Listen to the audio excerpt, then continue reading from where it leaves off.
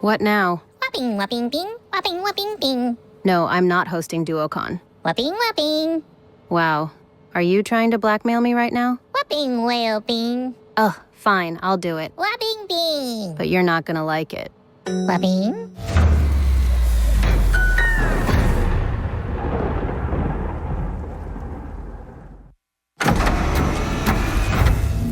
Ugh, I guess we're doing this.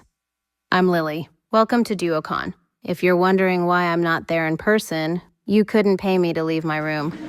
Let's begin before I change my mind. Our first speaker is the CEO of Duolingo, Luis Van Aan.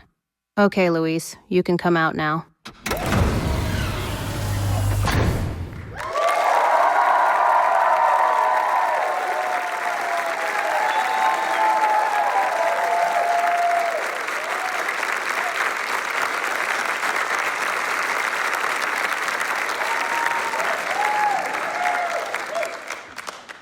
Education is everything.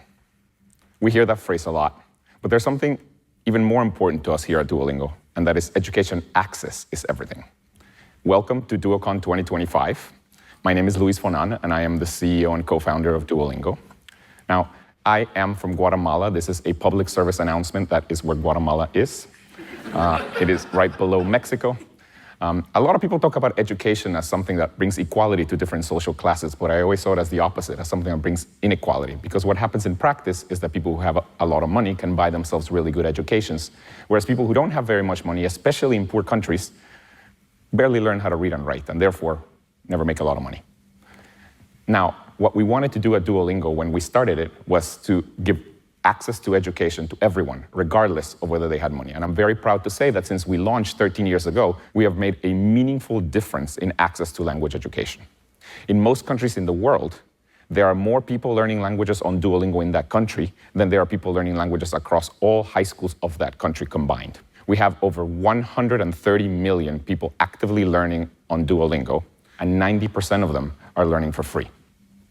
We also have some very committed learners. For example, we have more than 10 million people that have a streak longer than 365, meaning they have been using Duolingo for the last year straight or longer.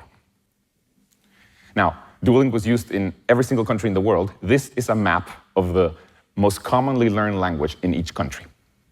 As you can tell, the most commonly learned language in most countries is English. And that is because